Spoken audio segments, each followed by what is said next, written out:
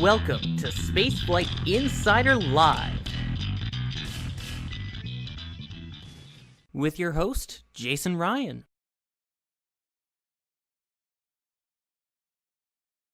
Ryan, your roving Kennedy Space Center reporter. I'm here at NASA's Kennedy Space Center, the press site, to cover the fifth operational commercial resupply services flight to the International Space Station. SpaceX has a Falcon 9 rocket with Dragon spacecraft ready at Space Launch Complex 40 at adjacent Cape Canaveral Air Force Station in Florida.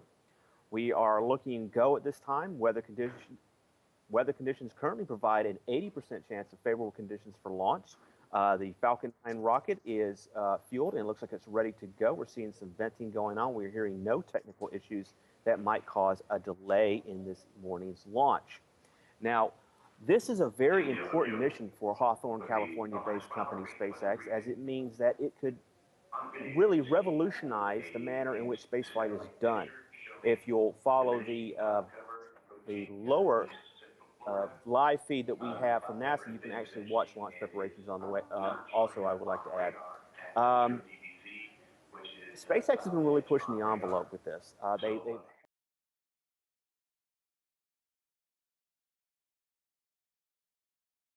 a little bit more and more technology towards making a quote-unquote reusable rocket. Now, in terms of evolved expendable launch vehicles, this has never been done on actual missions before. Back in the 90s, some of you may know that Apollo 12's Pete Conrad carried out the DCX test flights, some of them, and DCX-A, if memory serves, was a test flight of this vehicle that would actually go up, it could actually maneuver, and then land. And this was part of an effort called Single Stage to Orbit, or SSTO, if memory serves. Now, again, that was a test vehicle. It was done out of White Sands. More recently, Blue Origin, which is owned by Amazon billionaire Jeff Bezos, has tested out their New Shepard spacecraft. And that was another test article that did something similar to what DCX did. But again, a test article. SpaceX has its own test vehicles. They have both the Grasshopper and the Falcon 9 reusable rocket, and they've been using these to test out this. When a lot of us first saw this, the animation that they have of a first stage of a rocket actually landing back at the launch pad, we kind of giggled. It seemed like a silly idea if you think about the fuel constraints, the upmask capability and requirements. It just did not seem feasible. If I can get Sean, our producer, up the way to have the infographic in place, I'd like to walk you through what SpaceX is actually going to try.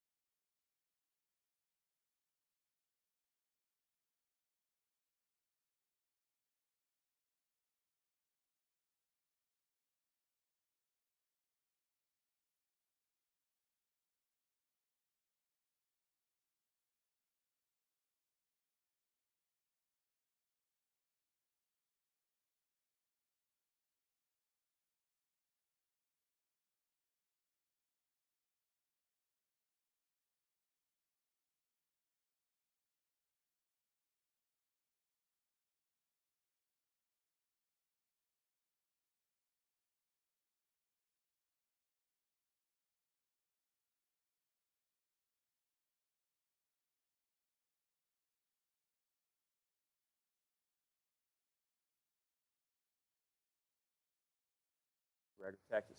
And, you know, if you don't look at all the components of the picture, you don't quite get an understanding of what they're trying to do. They've already tested how to do pinpoint landings. Then, I want to say it's been at least 2, if not 3 times, they've had Falcon 9 first stages come back and actually conduct a soft landing from a ballistic reentry out in the Atlantic Ocean. 2 or 3 times. And now it's time. They figured out they feel comfortable with that. They've actually got, and we're not allowed to call it a barge, by the way. It's an autonomous landing platform. I really can't see a whole lot at present. I can only see, you know, if you don't look at all the components of the picture, you don't quite get an understanding of what they're trying to do. They've already tested how to do pinpoint landing. back to my guy up north. I'm actually hearing my own audio. They've had 9 first stages come back and actually conduct a soft landing from a ballistic reentry out in the Atlantic Ocean 2 or 3 times. And now it's time. They figured out they feel comfortable with that. They've actually got, and we're not allowed to call it a barge, by the way. It's an autonomous landing platform. I really can't see a whole lot at present. I can only. I'm still here in the back loop. Are we good? Okay, I'm going to take out a butt out so I can have it. Up north, I'm actually hearing my own audio. Yeah, I'm still hearing my own audio. Can we kill that, please?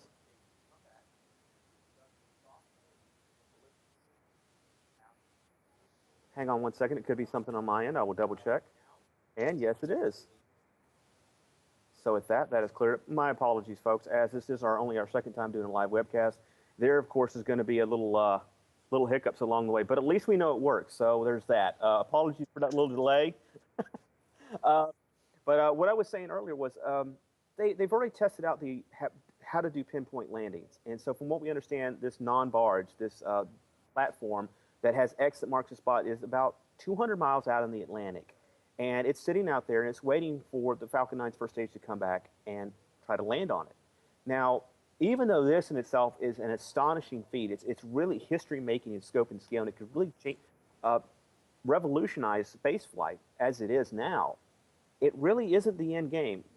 What SpaceX really is proposing is even more audacious than even that. What they're going to try and do is actually have the booster conduct to land back actually at the launch site out at Slick 40.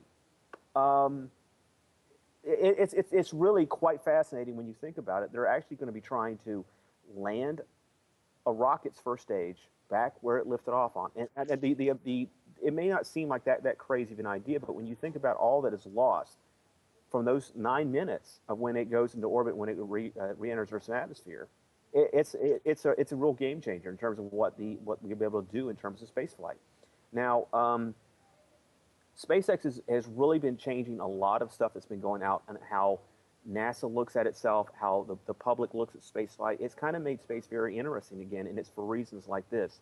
For the longest time, we've been told these types of things aren't possible. We're not able to do it, and we haven't seen a lot of innovation in terms of what space travel really encompasses. It's been a very set model for a long time, and then lo and behold, this company comes up and says, we're going to do this, and we're going to do that. And I'm here to say, folks, that I was the first person to question them until they started doing stuff. They actually started doing this stuff, and at that point, you got to say, okay, well, you know, and then some folks that I was out here with, they'd be still saying, no, that ain't going to happen. I said, you know what? I can't do that anymore. I kind of got to be a little bit more honest and say, it really is quite possible. I give them the benefit of the doubt now because they've already done so much of what they've already said they would do. And, yep, we're going to throw to my video real quick here that this is one of my first experiences with the Falcon 9 rocket. I believe this is the one that flew the COTS-1 mission back in late 2010, early 2011. All right, space fans, this is Jason Rhian, Kennedy Space Center friendly reporter. You will never guess where I am right now or what I am doing.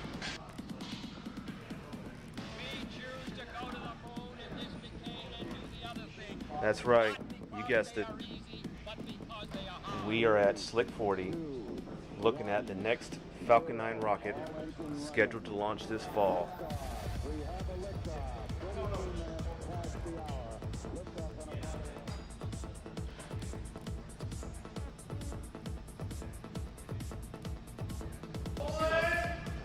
All right, well, you've heard about how they can roll this thing like a rotisserie. They're actually taking the time out of their day to do it for us. And check it out. I mean, this is just amazing. They're moving this rocket around with this 30-ton rocket like it's nothing. It's just spinning around in front of us. And there you have it. We're going to stay a little bit longer while they rotate it back around because that's just too cool not to see again, you know what I'm saying?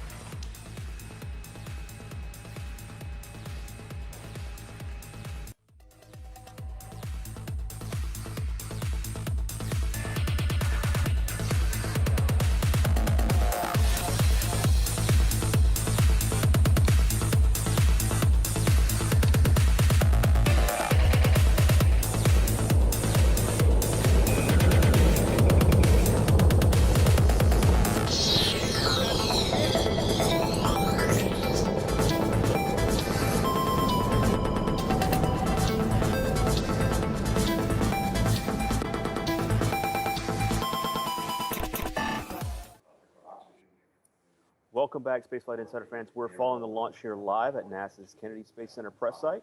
The photographers have disappeared from the press center. I pretty much have it to myself. There's a couple folks from Cases. We'll talk more about them in a little bit. And the couple of folks from SpaceX are here. I am very fortunate to have a very large team of mostly volunteers. That's what comprises Spaceflight Insider, who helped me out because I don't know everything. And I was informed during our break that the actual landing site that SpaceX is planning to use is not Slick 40 where it launches from. They are actually thinking about using, currently considering Space Launch Complex 13. Not the lucky number, but if it works, who cares what the number is? So this, like I said, is really kind of one of the big missions that are happening here today because of the landing aspect of it. But all in all, it's a larger part of what's going on within NASA and the U.S. space program as a whole, because NASA's they had the Constellation program a while back. For those of you that are longtime followers, you know what I'm talking about. Moon, Mars, and beyond, and NASA would return to the business of space exploration. That became a little bit of, there were some concerns about management, over budget, and so when President Barack Obama came into office, he changed a few things around, and then the Senate changed a couple things. They wanted some modifications made in a kind of more balanced approach. So NASA will continue focusing on deep space exploration efforts, but it would hand off what it had been doing for more than 50 years, I can never say that word correctly, low Earth orbit operations to commercial firms like SpaceX, Orbital Science Corporation based out of Dallas. Sierra Nevada was considered to do some of that, and the Boeing's CST-100, along with SpaceX's Dragon V2 crew-rated spacecraft, were picked for the Commercial Crew Program, the Commercial Crew Transportation Capability Phase, just this past September. So on one hand, you have the International Space Station on orbit with its 16 different nations that are involved in that program, and they have, as I said, Boeing and SpaceX will be handling, if everything works out, crew services. Meanwhile, SpaceX and Orbital Sciences Corporation will be handling delivering crew and cargo supplies to the ISS. Now, NASA, on the other hand, doesn't have to worry about that. So what is it going to be working on? Through its Rhian spacecraft and Space Launch System Heavy Lift Booster, it's going to be focusing on returning to what NASA really should be. Now, I'm going to go a little bit on my personal opinions out here after working in this for about 8 years. NASA really kind of should be, in a lot of minds, of a lot of folks that follow this, a pathfinder organization. And by keep doing the same thing over and over again, like just going to low Earth orbit, that really doesn't accomplish that. So instead, this approach kind of is a good move forward in a lot of people's... The consolidator is now configured for flight. Thank you. Again, we're hearing that the Dragon is being configured for flight, so it seems like everything is still going according to plan. We have about 47 minutes and 27 seconds before liftoff. So there have been a couple missions that have been very high on the plate of NASA in terms of beyond Earth orbit. We're going to go as far as distance goes. The first one of those is a asteroid retrieval mission. To date, there's a couple proposals, but generally it looks like that either a portion of an asteroid or a small asteroid will be captured and then towed into lunar orbit, where it will be basically traveled to by, several astronauts will fly to this asteroid in orbit above the moon. They will explore it, maybe take samples off of it using the Space Launch System and Orion spacecraft, and then they'll come home back to Earth. Now, after that, the real prize of SLS and Orion will be the mission that is currently slated to take place sometime in the 2030s. That is a Mars mission, which is, of course, everybody is working for that. And we've spoken with numerous NASA officials, William Gerstenmaier, Dan Dumbacher, Mark Geyer, and others, and they've all stated that Mars is the objective they have on their mind. There should be, and I may get the middle one's metrics wrong, but there will be several versions of SLS that will help carry this mission out. And they are the 70 metric ton version, which is scheduled to launch in 2018. A few years later, I believe in 2024, in that time frame, there will be the 105 to 110 metric ton variant of the SLS, and of course, when NASA is comfortable enough that it can carry out operations using this new launch vehicle, they will move on to the 130 metric ton variant. Now, going to Mars would require basically a habitat module, an Orion spacecraft to give them, to and from the surface of the Earth, and it would also require, of course, a lander and I don't think there's a lot of details on that just yet. NASA is currently working on that. Now, in terms of what NASA is doing and its other contractors, if I can get the image of the recent test that Aerojet Rocketdyne carried out, they've currently tested.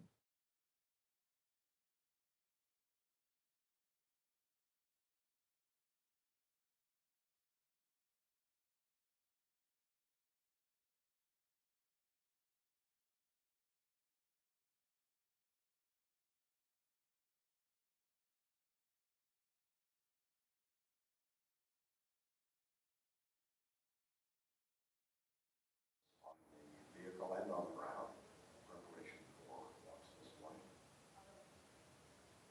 Currently looks like everything is still green. George Diller, And quite the next simple. activity to follow is going to be taking the Dragon to internal power at T-minus 27 minutes. So as you heard from George there, we got about another 17 to 18 minutes before Dragon goes on internal power for today, this morning's flight. The capsule on this test flight will The RS-25, as I said, it was kind of nice that I had the opportunity to see it just before it. Several of these engines were shipped up to Marshall Space Flight Center, and they eventually went over to Stennis. But then I had an opportunity to tour both Marshall and Stennis, I think in 2012, and there the engines were a year or so later. So it's kind of nice meeting them again, reacquainting myself with them. Unfortunately, I found an interesting bit of information on the RS-25 is that those engines won't be reused as they were on shuttle. They'll be used for the first couple missions of SLS, and then they'll be basically dropped into the Atlantic Ocean, and to the best of my knowledge, will not be reused. These are produced by Aerojet Rocketdyne. I believe they're based out of California. And again, NASA is working with its commercial partners, and a lot of people think when they hear commercial, that's either SpaceX or Orbital, but no, that's also Boeing, that's Lockheed Martin, that's United Launch Alliance, Aerojet Rocketdyne, and a family of others that are basically making sure that we have all the assets in place, that NASA has all the assets in place to carry out these two approaches. An interesting thing that not a lot of people are aware of in terms of SpaceX and I would say that the commercial crew and commercial cargo partners is that NASA does not own the spacecraft. They belong to the commercial partners such as SpaceX and NASA. In Orbital. If they, when they return back to Earth, as the case is with the Dragon, Orbital's Cygnus spacecraft is not capable of returning to Earth. It burns up in the atmosphere once it departs the station. It's SpaceX property, and NASA goes and they get their supplies and use experiments out of it. But that is it. It does not belong to the company that pays for it. It's kind of a unique relationship, and at present, thanks to large part to the efforts of SpaceX, it seems to be working out fairly well. Kind of want to apologize for the fact that you're only going to be hearing my voice this morning, but after several launch attempts, as you know, the launch is taking place at around 4:47 a.m. EST, and that's around 8:47 GMT. And there's not a lot of people left over after the several scrub and launch scheduling changes that have taken place. Commercial cargo has been a very interesting program. There's been a lot of stuff that's been going on with it, and it is very diverse and very changing. As most of you are probably aware who follow this program along and follow Spaceflight Insider, this past October, Orbital tried to launch their Orb 3 mission to the International Space Station, and 15 seconds in, a turbo pump failed in one of the AJ-26 engines, and the rocket and its payload of the Cygnus spacecraft with its cargo was lost. Now, on that mission was a student experiment, which I believe, and perhaps my producer can help me with the actual acronym. It's Student Science Experiment. I can't remember the last acronym, but it's basically, it was a student experiment that was flying on that mission. It was lost. Well, those students hustled and they got their act together. And the same experiment is flying on SpaceX 5 this morning when it launches in about 40 minutes time. So it was a real kind of whirlwind thing that these students had done to get this payload back on orbit. But there's a lot of scientific payloads on SpaceX 5. There's also the Sable experiment, which will study microfibers and their use on I believe it's health issues on is flying on Dragon, as well as the CATS, which is an aerosol detection device, which is flying on the spacecraft as well. These are usually done through the, if memory serves, the International Space Station Research Competition, which is managed by Space Florida, and you basically go in, you submitted your proposals for this, and several experiments were selected. A few of them started, I believe they flew on SpaceX 4. Those included Heart Flies, which studies the effects of the zero gravity environment on the heart in space, and it uses, I'm not going to try to even pronounce the name of the fruit fly, but it's a fruit fly. It's like Drosophila Madagascar or Madagascar. It has King Julian in it. I don't know something, but it's a long name, and but it's very cool what they're doing. They're basically using this fruit fly to test health of humans in deep space missions. The second one. This is stop the launch control, T minus 39 minutes. Hang on a second, we listen. 31 seconds, counting. Right now, the launch team at the SpaceX Launch Control Center is beginning to configure the vehicle into its final launch configuration. Again, it sounds like everything is going very well for this morning. You hear the voice of commercial control, if you will, George Diller, a longtime spokesperson for the space agency, giving Dragon and the Falcon 9 a clean bill of health. A little bit on the, I want to kind of touch back on Falcon 9 again. I got to tell you, it's a very interesting vehicle. As I was telling you guys a while back, no two Dragons, Falcon 9s, excuse me, are alike. Each one, they're trying something new on it. And so it's really kind of hard to have a manual to say, okay, this is the vehicle you're flying today, because it isn't. Back in 2010, I was there for essentially every Falcon 9 launch I've been here for. But they flew what's called the V1.0, and it was a smaller version, had smaller fuel tanks, lower capacity, up mass capacity to orbit. And they flew that for a few times. They got comfortable with it. And then they flew the V1.1, which is the configuration we saw today. And it's a very unique, a rocket has a very unique profile. It is very long. It is, very stretched. In fact, it's got stretched tanks. It's got a longer, you have to forgive me. The audio here is very loud. It's somewhat distracting. And the voice of George, you always want to pay attention to George because he knows what's going on. So it also has the Merlin 1D engine, which I know that the 1C flew on the V1.0, but I'm not sure if they went back further than that.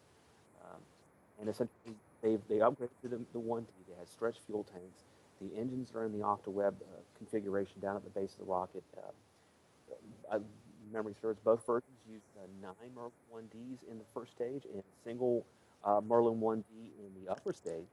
And but you're always wondering what's going to happen next. Then we come out here and lo and behold, and it has these weird little pedals on the side of the rocket, and they're saying they're going to land. Okay, well, we'll see it, and then we'll see if that works out, and then we get the video back, and there's a video from a chase plane that followed, I want to say, the second attempt, and lo and behold, you could see that the rocket conduct a ballistic reentry, basically.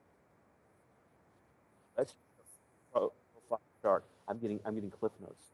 Did you have to write that backwards, by the way? You did? Very good. He wrote it backwards, folks, and it was legible. I could actually read it. So Sean's going to throw up the flight profile for you guys again to get a basic idea of what they're going to do.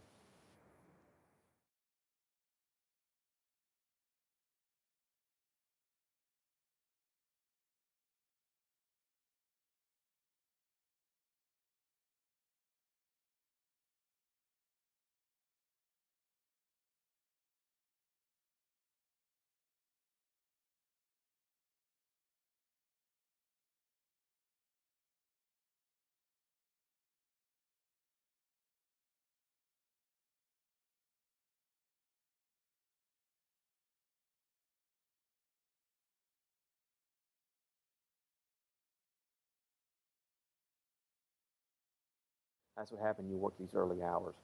The rocket should launch at 4:47 a.m. EST at 8:47 GMT.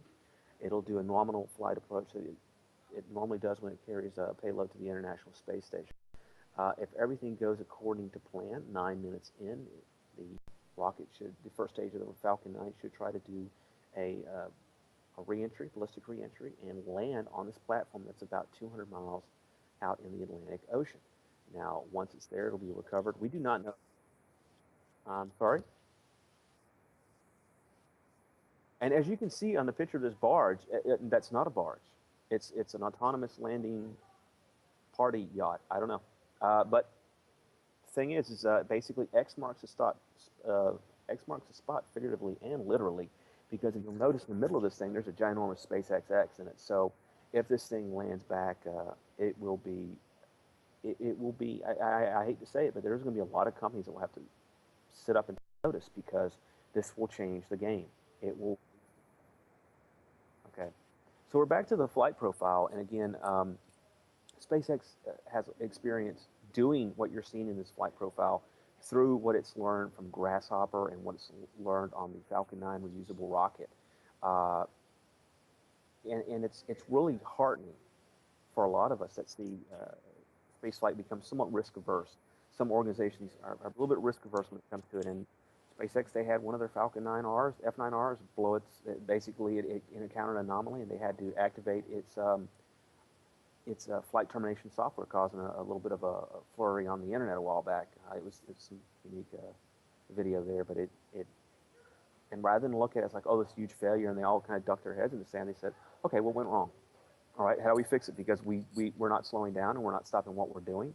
Let's figure out what's going on. And rather than take years to kind of figure out what the problem is, they went and they went back to the drawing board, figured out what was going on, and they started flying this hardware actually on vehicles, actually during missions. And so that's really very cool. That's very interesting. And let me see.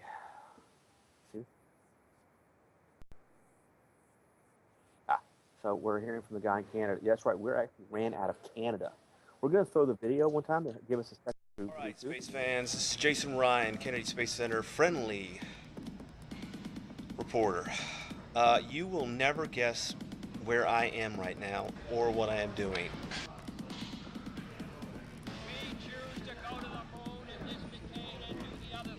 That's right. You guessed it. We are at Slick 40, looking at the next Falcon 9 rocket scheduled to launch this fall.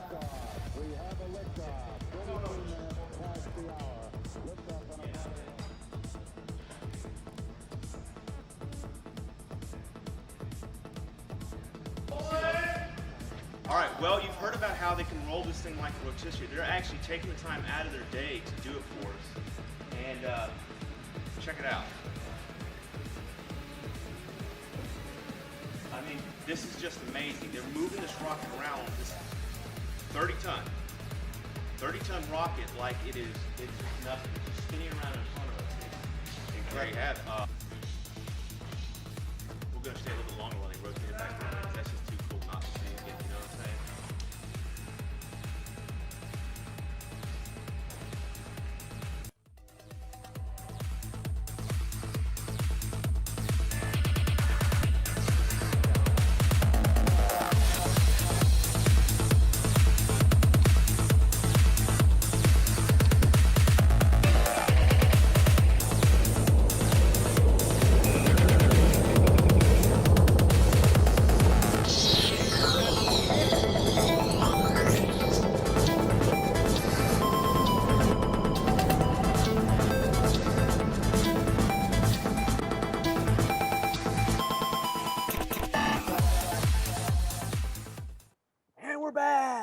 Guys, hey, listen, everything is still going apace with the launch of the Falcon 9 rocket from Cape Canaveral Air Force Station Space Launch Complex in 40 in Florida.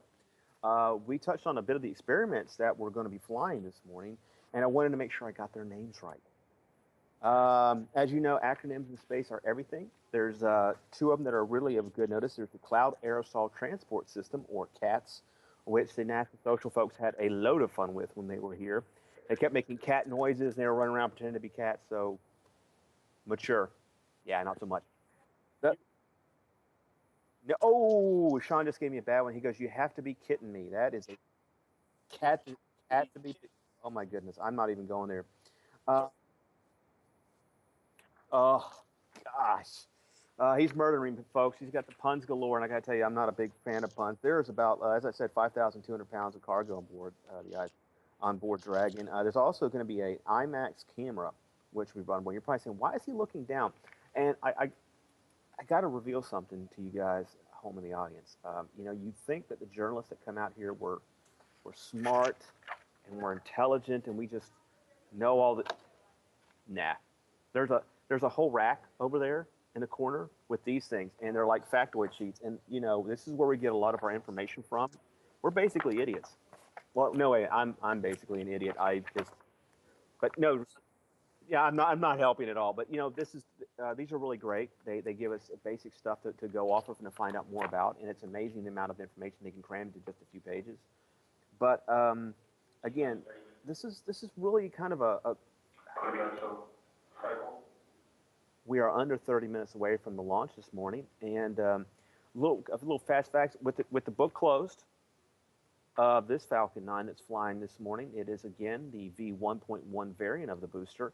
It has stretched fuel tanks as well as 9 Merlin 1D rocket engines in its first stage. These are arranged in the OctaWeb configuration with a single Merlin 1D in the booster's second stage. There are 2 stages in this rocket, and it burns RP-1 propellant, which is a highly refined version of basically kerosene, as well as it has liquid oxygen as an oxidizer. In fact, if you see the rocket venting that steam coming out, that's liquid oxygen, excess liquid oxygen that's being boiled off. Let me see. What else can I do off my tiny little mind? What else do I know about the Falcon 9? One of the more interesting aspects that I've actually found about this configuration of Dragon and Falcon 9 is the Dragon itself.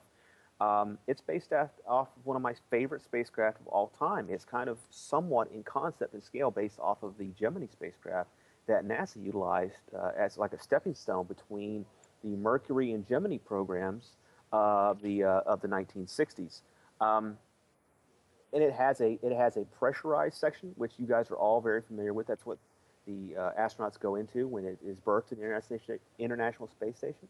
It does not dock. The Dragon does not dock with the ISS. If you hear someone say that, they are wrong. What it does is it does what is called station keeping. It flies alongside the station, and then the Expedition and Expedition 42 and 43 crew members will reach out with the Canadarm2. They will grapple it, and they will berth it to the Earth-facing side of the Harmony node on the ISS. From there, seals and checks are all done, and they make sure that it's good to go. They open it up, and they take the goodies out, and they put used experiments, trash, and other supplies back into the spacecraft, where it will then do a controlled reentry. It will re-enter Earth's atmosphere, and it will splash down in the Pacific once it has completed its mission. The Dragon spacecraft uses a heat shield called Pica X. Now, SpaceX they're very savvy when it comes to marketing, very savvy when it comes to public relations, and it's actually Pica. For those of you that covered the space program for a while, Pica is actually material produced by NASA.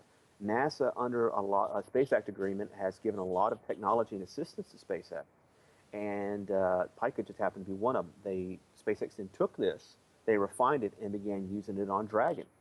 So, it's one of those public-private partnerships that has really produced a really amazing little spacecraft. It also has an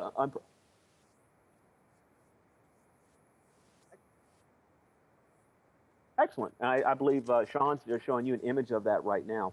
As you'll see, there's the section of it that has the SpaceX logo, and there's the second stage or second component of the spacecraft that has the solar array extended outward. That second part is known as the trunk, and that's where they keep the unpressurized cargo. That the Canadarm will then pluck that stuff out and maneuver it wherever it's needed to go. As I said, Dragon is kind of unique, especially in terms of the United States. There's only 2 spacecraft that currently go to the International Space Station that come back, and that is the Soyuz spacecraft, which carries crew, and Dragon. Every other spacecraft that you see going to the ISS burns up in Earth's atmosphere, and nothing is reused. It's just lawn. So there's been some attempt to kind of compare Dragon's capability to shuttle. While in design that may be true, but in scale it is totally false. Almost 2.5 Dragon spacecraft could be fit inside the space shuttle's cargo bay alone. There's no comparison in terms of scale. The shuttle had so many unique capabilities that it was just. I mean, for those of us that were privileged enough to see them launch, it was the difference is night and day. But it does, at least in terms of capabilities, return some of those capabilities back into the hands of the United States. Now, at present, the U.S. lacks the ability to launch astronauts on its own. We're still dependent on Russia. But this past September, NASA announced that SpaceX, the V2 version of the Dragon spacecraft that Sean just showed you, right here, um, had been given the go-ahead along with Boeing CST-100 spacecraft. Okay, now you're seeing the V2 variant of the Dragon. This is a crew-rated version of the spacecraft that's going to be flying in the next 25 minutes. They got picked, and there was a third craft, which was the fan favorite among many of us out here, especially those shuttle huggers. I'm not saying that I was or was not one, but we were kind of sad to see it go. We were kind of excited about Dream Chase, Sierra Nevada Corporation. Real quick to my guy up north, I'm getting a high staticky kind of sound. Okay. But again, Dream Chaser was not selected for a variety of reasons, and I've lost my train of thought. That is not good when you're on TV. Long story. No, no, they didn't, and they did file a protest, and then the GAO reached back out and said, look, unfortunately, NASA basically followed the agreement to the letter of the law, and that's how it goes. Now, the way that a lot of people choose to view that is, this is how it should be. You know, a lot of people submit their proposals, and the best ones win. And NASA stated why they picked the two very clearly. SpaceX's Dragon was the cheapest of the three proposals made. It was the lowest cost. And Boeing's was selected because they had a very well-based infrastructure. They had proven that they could do a lot of the stuff that they were saying that the CST-100 could do. And that's what happened. So, but we are fortunate. I just wanted to remind you that post-launch activities will be performed on Pad A.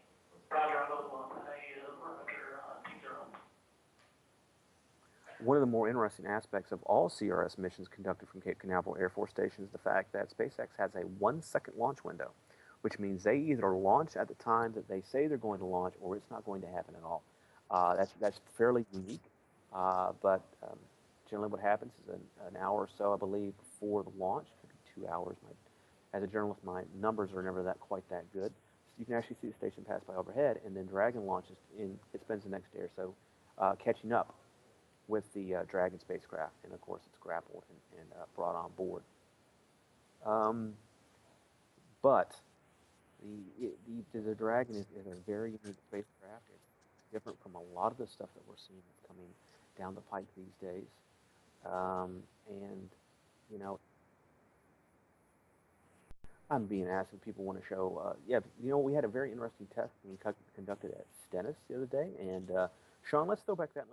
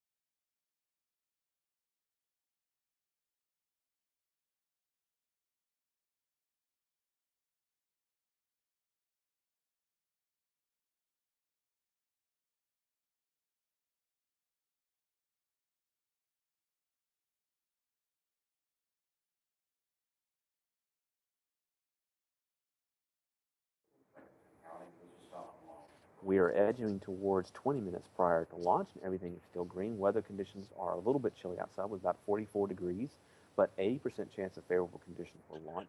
The range is currently working, no issues whatsoever that we're seeing. Everything looks green, but as is in the case of SpaceFlight, we've learned never to count our chickens before they launch. And lo and behold, those poor chickens that are launched, they are some unhappy little birds, I'm telling you what.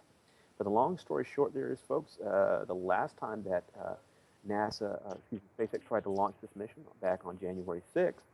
They encountered an issue with an actuator in the rocket's second stage, and they were forced to call a scrub. And that happened just 1 minute and 21 seconds prior to liftoff, something that is very common. We've seen a lot of Falcon 9 rockets that they would start launching, and then all of a sudden the engines would stop, and that would be it. What does that say? Well, some people say, well, that's bad. No, that's actually really good. The computer system the type of system, I should say, that SpaceX uses is very similar to stuff that was used, like we mentioned Gemini earlier. It's used on shuttle. It's nothing new. As some people have tried to say, well, this is unique. No, the computer basically does a health check of the rocket before it launches. And if it detects the slightest thing that's wrong, it will actually shut those engines down cold. And that makes SpaceX unique. And another aspect that makes them unique is the fact that they've launched, I believe, 13 flights so far, and today will be the 14th, or it could be 14 or 15. I'm not math is not a good thing at about 4:20 in the morning. So long story short is, usually when a new launch vehicle takes to the skies, I believe within the first 3 flights of that launch vehicle, there's a 75% chance that there's a failure is going to take place. Now, both Orbital and SpaceX, with Antares for Orbital and Falcon 9 for SpaceX, managed to beat that.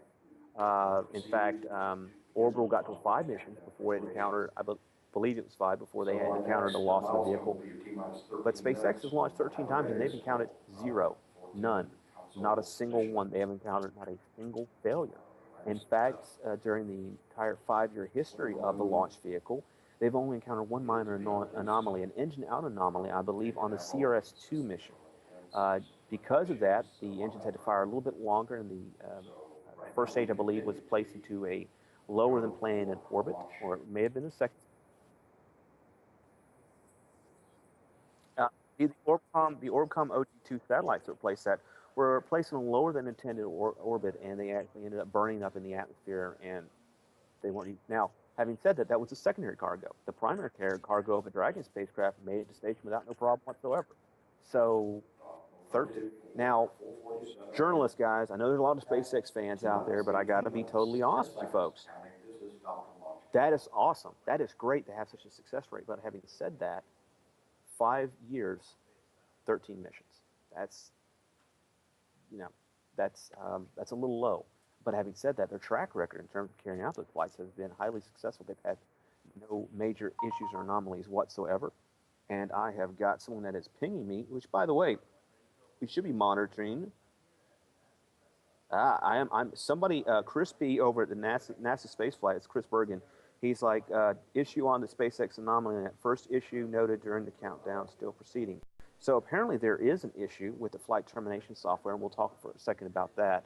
The technical team appears to be working, and we want to thank Chris Bergen over at NASA SpaceFlight for bringing this to our attention, as well as Scott Johnson, our Marshall correspondent, for letting us know about it. For those of you that don't follow space as much as the rest of us, aren't religious about it, rockets are obviously very dangerous things, and we saw an example of flight termination software hardware, I should say, being used, a flight termination system being used on Orb 3. 15 seconds in, turbopump on AJ-26 failed, and it was obvious that something was wrong with the launch vehicle, and the FTS was activated, and the rocket exploded in a huge fireball. Well, all rockets that launch, even the space shuttle, have these systems built into them. And what happens is if anything goes off nominal, as we say in the business, the flight crew, there's actually a crew of people that are monitoring the rockets up. They activate that system, and it's exploded. It's interesting to note that SpaceX has actually used this system, as I mentioned earlier in our broadcast, on one of the Falcon 9 reusable flights that took place, I believe, late last year, middle of last year, maybe it was March or May of last year. Again, I am looking at my producer, so I don't have any information, and this cheat sheet doesn't tell me anything about that, so I'm kind of stuck with what's at the top of my head right now. So we also want to say, this is kind of like the 4:30 in the morning version of our live show. It's the skateboard version. We have a limo version. No, my producer's saying no excuses, so I'm hosed. I got to deal with this, but. Oh no! Don't do that. Don't. No one. you have a face made for radio just like I do. I don't know why now they see both of us. So this is our producer, Sean Costello. He's in background backup, and he does all our live shows that we're going to be hosting from now on. Our first one was conducted at EFT1 with Sean and Bill Christie, great guys. And they basically ran that show, and we had so many little first-time issues that came up, and they were just amazing. Highly professional, awesome guys that came down all the way from Canada to put on our live webcast. And of course, on the fourth, rocket didn't go, and we had some other issues that we worked at. We tried to soldier through, and we were kind of worried. So we threw our heads together, and on December 5th, we got it done, guys. We had a great show. We put the quote-unquote limo version up with the intro, the outro. We had the people coming in. We had astronaut Abby in. We had a couple astronauts helping to assist us with some stuff. It was a great time. Guests lined up everything perfectly. Now, since we got about 15 minutes before launch, I want to take time to say thank you to a lot of folks that make our live shows possible. This is our second. We're hoping that we'll make this a recurring feature. DoD missions, NRO missions, NASA missions, commercial missions, it doesn't matter. We want to bring a live webcast to you every single launch that they have at Kennedy Space Center or Cape Canaveral. So to do this requires a small army, and they got to be a loyal army. We got Sean and Bill up in Canada. We have Sawyer Rosenthien with Talking Space, who helps us with a lot of our video elements you see prepackaged. In fact, that's his voice you hear, because no one wants to look at this, let alone hear it. We're going to try to get somebody a little more attractive than me, which shouldn't take much, folks. Really, it shouldn't. So we got Sawyer helping us with the video elements. We have Nathan Moeller of Astro 95 Media. A lot of our infographics and graphics he produces. Just amazing guys over at Astro 95. Yeah, and oh, hey, that's a good point. Sean, the producer, saying Nathan Moeller with Astro 95 Media is doing a Kickstarter campaign to get a nice lens to take pictures of aerospace stuff, rocket launches, aircraft, military, all this really cool stuff that you guys love to see images of. It's a pittance. They're trying to get to $800. Come on, guys. I donated. And they're about halfway there now. See, Sean in Canada, he donated. He's good people. There's a lot of good people that work for us. We're really proud of what we accomplished in our first year. We could have done that without our help. We had Space Florida, which is one of our sponsors. They've helped put on a lot of our shows. We had the first live show we put on was thanks to the Coalition for Space Exploration, as well as Flexure Engineering. The Florida International Business School. Let me see, who else do we need to thank? We've got to thank ATK.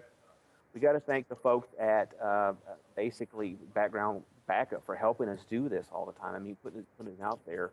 And then there's the folks at NASA and SpaceX. John Taylor, Lisa Fowler, a big one. I mean, if it weren't for her, the remote, the pictures you guys love so much from the pad, she sets all that up for us. Mike Curie, Stephanie Martin, Bob Jacobs. I mean, the list goes on and on. We have such an amazing group of folks.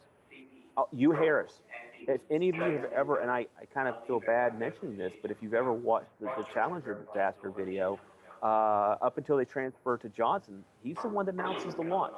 Hugh Harris is a pillar of the community out here, and he's really the voice of NASA. I mean, that is one of the nicest guys you'll ever meet. But there's just so many wonderful people on that side of the aisle, but I don't want to forget our guys too.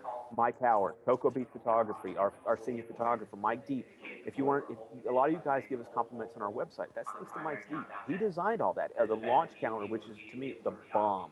Our media, our mission monitor, our media section, all of that's thanks to Mike Deep, Mike Howard, Michael Seeley, who helped work a partnership with us with the Florida Institute of Technology, one of our proud partners, along with the National Space Society, Mars Society, Astro 95 Media, and others.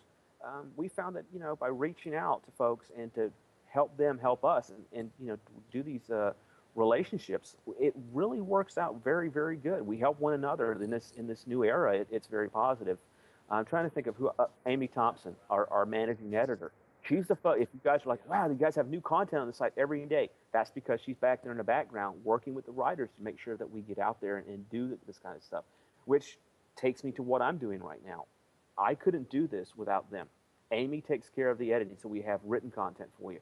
Mike Howard and Mike Deep work with Pedro Vasquez, Sawyer, and Jared Hayworth to give you still photography and images.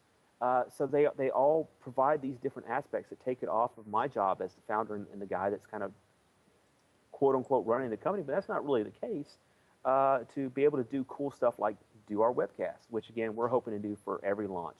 Now, we're almost down to 10 minutes prior to liftoff, and I think I've talked enough about us. So I think Mr. Sean Costello up in Canada and I are going to go through the motions and talk about what we're about to see here today.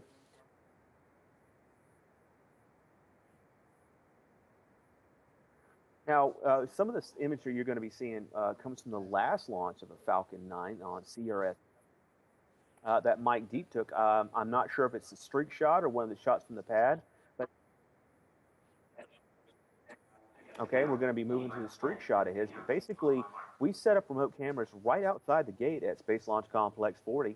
We usually were only able to send about 2 or 3, and now we are actually, thanks to our own Kickstarter campaign we held successfully this past year, we fill 8 remote cameras for this launch alone. There's a very limited location which we can set remotes, and unlike the EFT-1 mission, which had a large amount of terrain, we still put them all out there because we'll put really close shots, really tight shots, wide shots, a little bit of everything so that you guys can really feel like you're being there. In 2015, we have plans to basically consolidate everything that we built in the past year. And on top of that, we're going to kick it up a notch. Not only are you getting a live webcast, not only are you getting all these great articles, these stunning images, you're also going to get video from the pad. We're going to be setting up an array of different cameras, video recorders on timers that will pick up live videos from all the launches at Cape Canaveral Air Force Station and beyond. We already have a team in Wallops that will be doing the exact same thing in portions of Team Canaveral, as we call them. We'll be going up to Wallops Flight Facility in Virginia when Antares hopefully takes the skies in 2016. More importantly, this year all should see the launch, pardon the pun, Team Vandenberg. So all launches that take place across the continental United States, you will be able to see right here at your only place for space news, spaceflightinsider.com.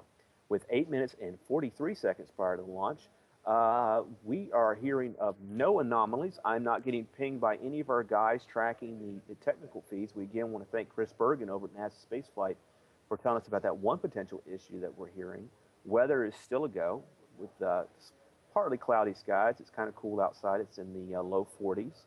That's cool for Florida, folks. I know you guys up there where Sean's at, that's like a warm summer's day, but for us, that's Arctic. We had Nanook of the North here. I wish he'd done a screen grab of one of our great photographers, Jim Siegel. He's just a fun, loving guy. Jim is just a wonderful human being, but he was bundled up for the Arctic blast, and there's a reason for that. It actually makes good sense. He's going on top of the vehicle assembly building. That's that massive, iconic building at Kennedy Space Center, right in the middle of the heart of Kennedy. And he's going to be up there for about an hour. And he wanted to be prepared, so he had the hood, he had the beanie, he had the whole 9 yards. He was set for it. I mean, if it snows, he's good to go. I don't think that it will, but yeah, it is what it is. We are 7 minutes and 35 seconds prior to launch. The Falcon. To give you a little bit of an idea of what the Falcon 9 is like and how awesome the folks over at SpaceX are, I want to show you a package that they allowed me to produce. They took me out to Slicks 40, and they showed me, they gave me an inside peek on the Falcon 9 that I don't think anyone else has been able to produce. Check this out. All right, space fans, this is Jason Rhian, Kennedy Space Center friendly reporter. You will never guess where I am right now or what I am doing.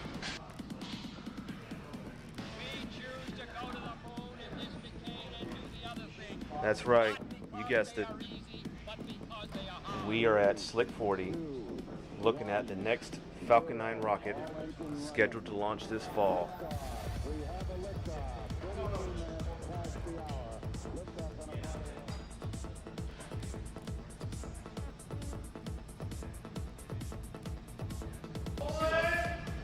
All right, well, you've heard about how they can roll this thing like a rotisserie. They're actually taking the time out of their day to do it for us.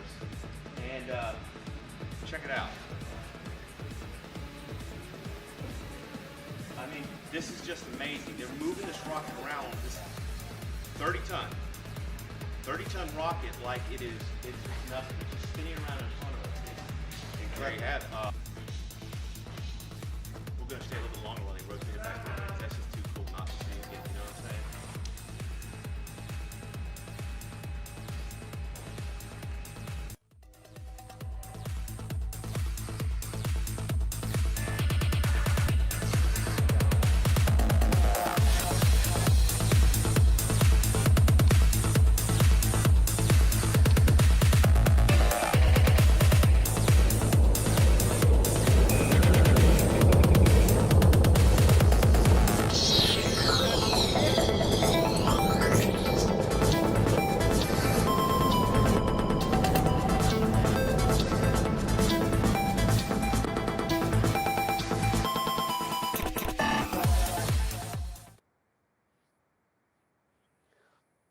right, guys. Well, we are at about 5 minutes and 10 seconds before liftoff, and I wanted to let you all know that about a minute prior to launch, you're going to see our little graphic where this is, because one of the benefits of being a space journalist is getting to watch the cool launches that take place at Kennedy, Cape Canaveral, and abroad. So I'm going to want to run out and catch that myself. Should anything, there'll be an image that you'll see in this screen directly below. Yeah, what you're seeing below me right now, you can watch it there. And if anything happens, which I don't think that it will, probably won't, knowing SpaceX, they're very reliable. We are seeing like gaseous oxygen like kind of accumulate at the bottom of the pad, but we're still hearing that the weather is good. We have not heard anything else in the flight termination software issue or system issue that we heard. So we are guessing that problem has been solved, but we'll find. And to give you an idea, again, unique mission today, folks. You should be tuning in to watch this. This is very cool. They're going to be trying to land this rocket out on a party barge. I'm kidding. It's not Musk's party barge. It is actually a landing target for the Falcon 9's first stage, and it will try to land on this thing, demonstrating that SpaceX has the capability to return first stages from missions on space. So with that, I think Sean's going to be showing up the graphic of this flight path that the Falcon 9 in its first stage is going to be conducting this morning, should everything go according to plan. Now, from what we are being told, 9 minutes after the booster has ferried the Dragon in the second stage up into orbit, it's going to come back down and it's going to try to land. Now, we are seeing the strong back move away from the Falcon 9 rocket as we are 3 minutes and 25 seconds away from launch. We are not hearing any issues at this time. All things appear to be green. We know that the weather is still good. You can still see the gaseous oxygen vented there, and we will listen a bit now to see if there's anything that is happening at this time.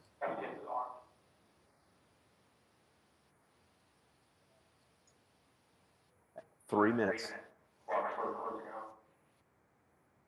Box valves closing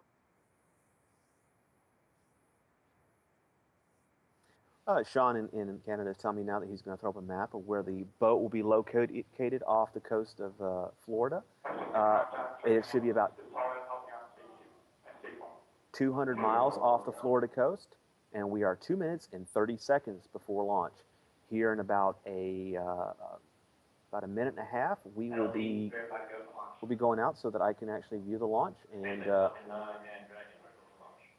we are just hearing that SpaceX Falcon 9 and Dragon are both go for launch. That is a good sign. Apparently, the flight termination software or system issue was not a problem, and that SpaceX flight engineers managed to work through it. We are now about just a little bit over 2 minutes prior to liftoff.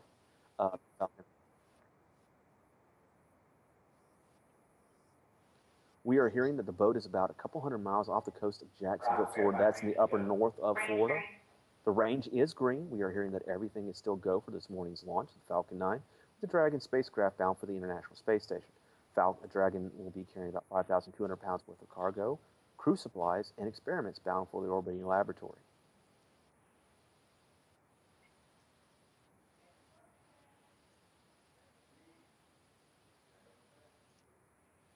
And with about a minute and a half prior to launch, this will close this portion of Spaceflight Insider's live webcast for the launch of SpaceX 5 bound for the International Space Station. We will pick back up shortly after liftoff. We hope that you will tune in, and go SpaceX, go Dragon. All right, space fans, this is Jason Rhian, Kennedy Space Center friendly reporter. You will never guess where I am right now or what I am doing.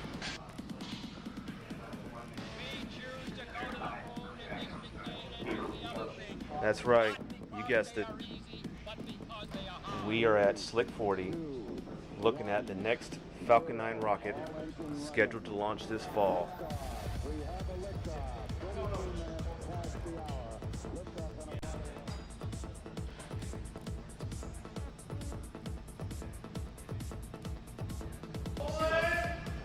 All right, well, you've heard about how they can roll this thing like a rotisserie. They're actually taking the time out of their day to do it for us. And check it out. I mean, this is just amazing. They're moving this rocket around with this 30-ton 30-ton rocket like it's nothing. It's just spinning around in front of us. There you have it. We're going to stay a little bit longer while they rotate it back around. That's just too cool not to see again, you know what I'm saying?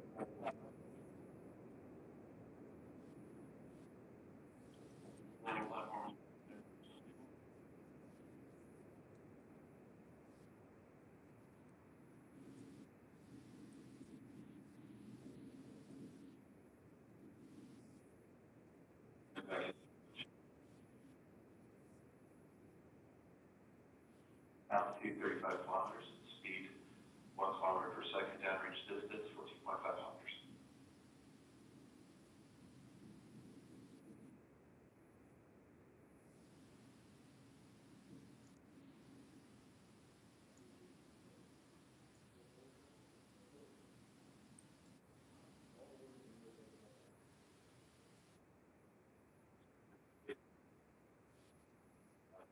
Kilometers, speed 1.8 kilometers per second, 33 kilometers.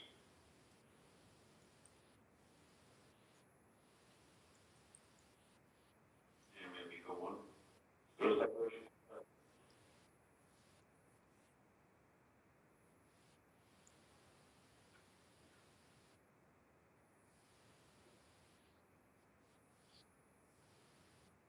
And we have second stage ignition.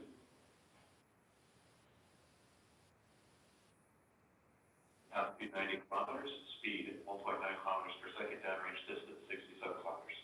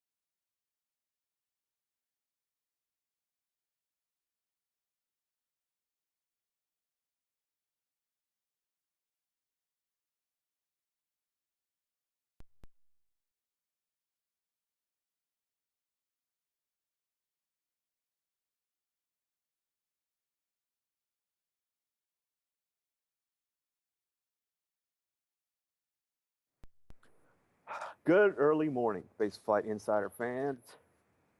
I have the perfect headline for our article on this morning's launch.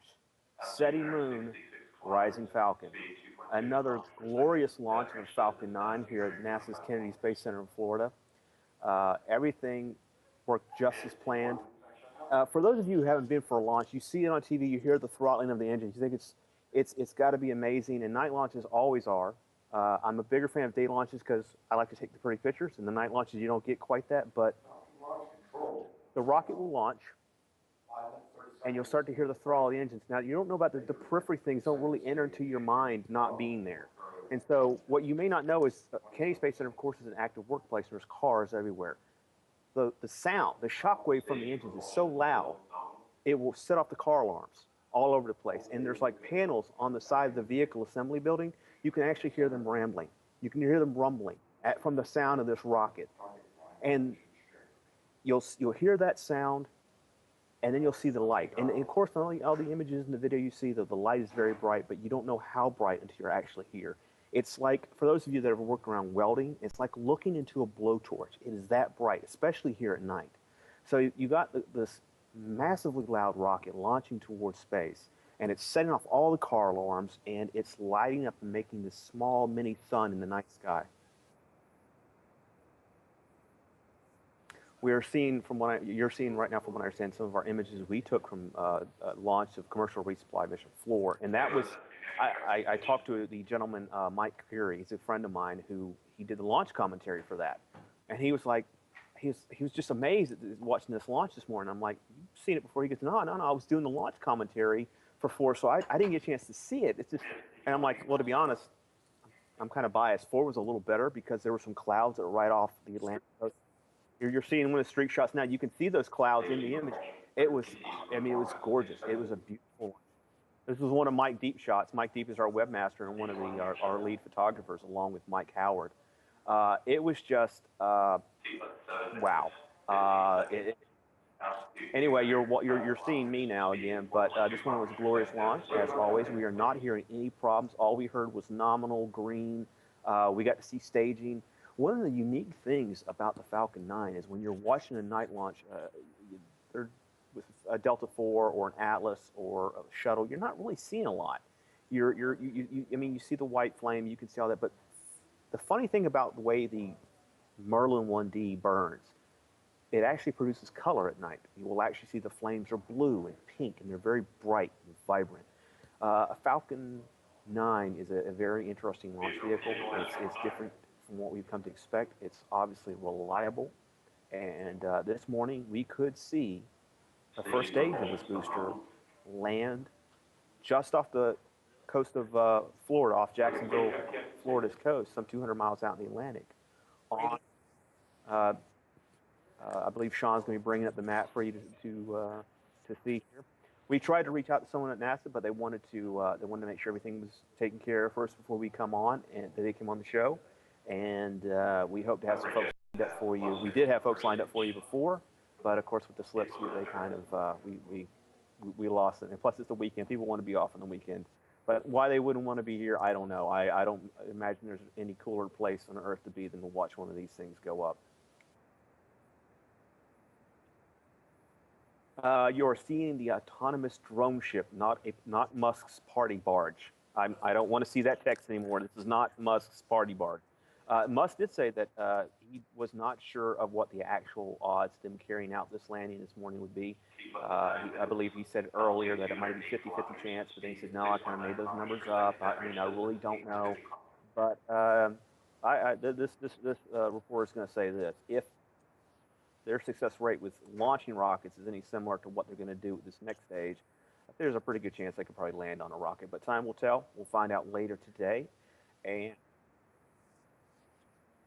the flight profile of what you're going to be seeing here in the next few minutes. And we are 9 minutes and 30 seconds into the mission, which means that the first stage should at this time be conducting its ballistic reentry and descent into the Atlantic. Now, we are hearing that you can, from what I've seen from NASA TV, they have big monitors inside the NASA press site. You can see the flight control at Hawthorne, and We are not hearing that they are encountering any problems.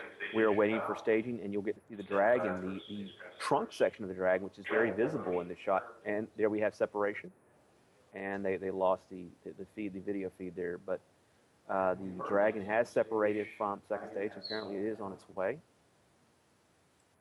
at 10 minutes and about 15 seconds into flight.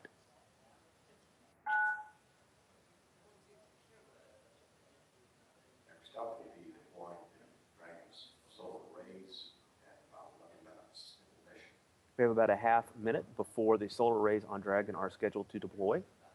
But at this rate so far, everything appears to be going good with the mission of CRS-5. Now, an interesting factoid there, that actually stands for Commercial Resupply Mission, Operational Mission 5. But as there are two partners, commercial partners involved in this effort, Orbital Sciences Corporation out of Dulles and SpaceX out of Hawthorne, California, they kind of had to find a way to differentiate the two, because eventually there's going to be two CRS-5s and two CRS-4s. Very interesting shot here. I am guessing that is from the interior of the first stage as it returns. I do not know. Producer Sean, can you tell me what we're looking at? Okay. We'll find out in a minute. Obviously, it looks like propellant to me, but I could be wrong. I was thinking maybe it's inside the tank of the F9, but we could be wrong. I don't know. That could be from the first stage coming back in. So long story short is the orbital missions are called Orb 1, 2, 3, 4, what have you, and SpaceX or SPX 1, 2, 3, 4, and 5. And of course, this morning we just saw the launch of SpaceX 5. So at present, everything appears to be going good with this mission. It does appear that the first stage is coming down. We'll know more later on whether or not it's successful. Now, as good as SpaceX's track record is with launching and in creating innovative technology, they are not always the quickest to come up with information. I think they kind of want to make sure they got their I's dotted and T's crossed before they make a statement. But we will wait and see. View of the Earth. I am seeing you and me. That's my producer in Canada. And it looks like the solar arrays are about to deploy on the ISS. Sean, can you put up a picture of the Dragon on with that docked to the International Space Station? I want to talk a bit about that. Solar array deployment is underway.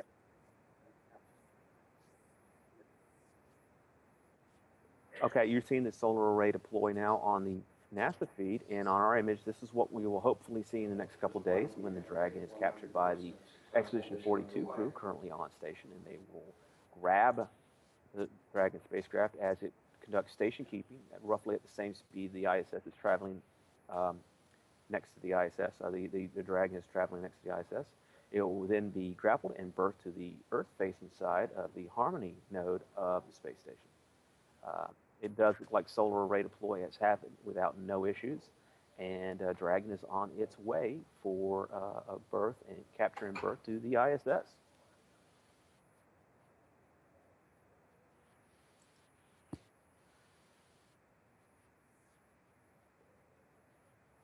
With that, we are going to take a brief break. I think we're going to throw back to the, for those of you that are just catching us a bit late, we're going to show the video of, we had the opportunity to tour Space Launch Complex 40, and actually, SpaceX was very accommodating. We got to lie down underneath the Falcon 9 to get you guys some sweet video, as well as see the rocket rotating on the, moving in its cradle.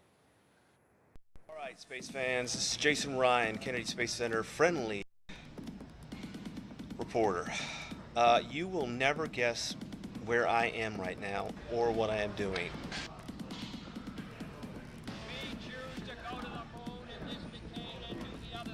That's right, you guessed it. We are at Slick 40, looking at the next Falcon 9 rocket scheduled to launch this fall.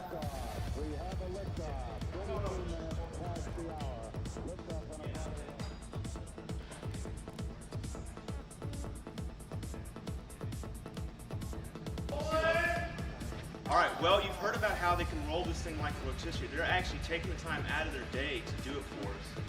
And check it out.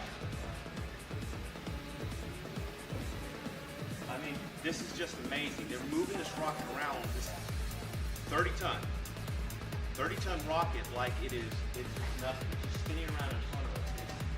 There you have it.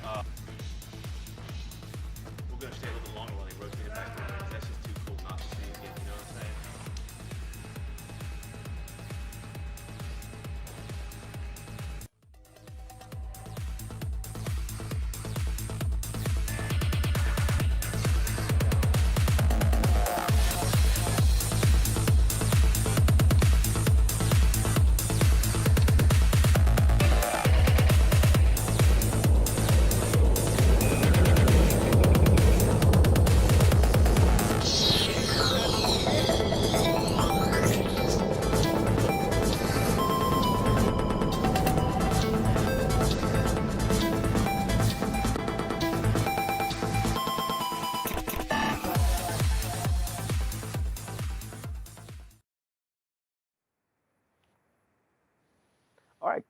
All right, guys, we're back. We are considering throwing to SpaceX's live feed as soon as they show something, because what we understand is that they will be broadcasting it on their live streaming feed if this happens. If this landing happens today, we will be able to see it, and you won't have to look at me anymore, which I am sure there's so many of you at 5 o'clock in the morning do not want to look at moi.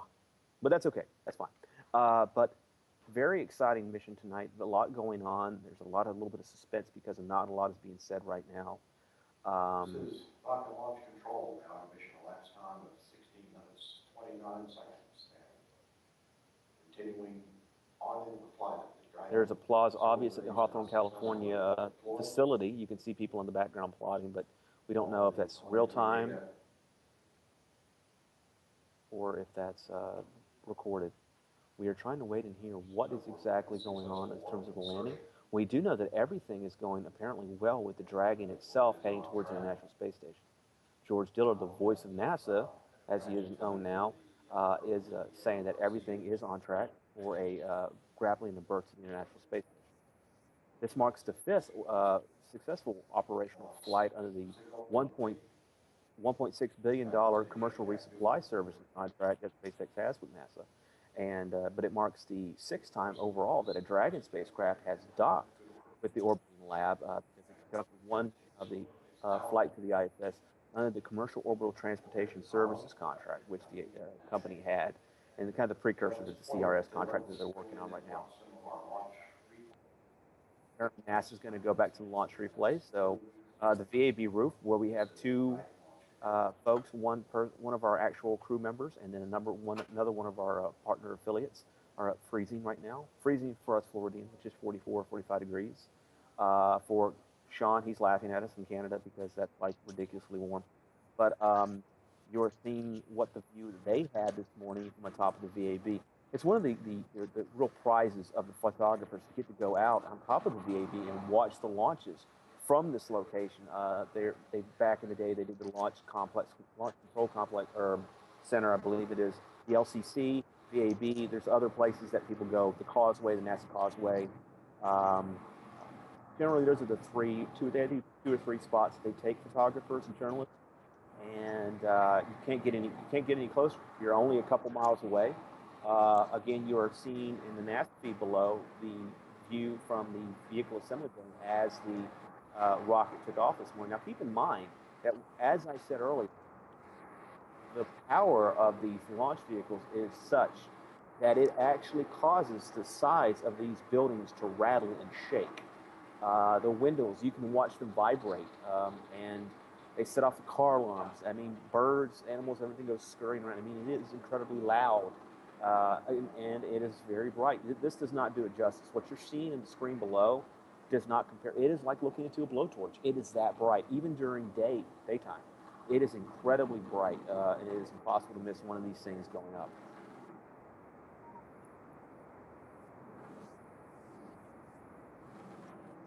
Hold 1 second. We are getting word from Scott Johnson, our Marshall correspondent. The rocket made it to the drone spaceport ship. So the Falcon 9 first stage didn't make it there, but it landed hard. And this is per Elon Musk. He tweeted this just now. Close, but no cigar this time. Bodes well for the future, though.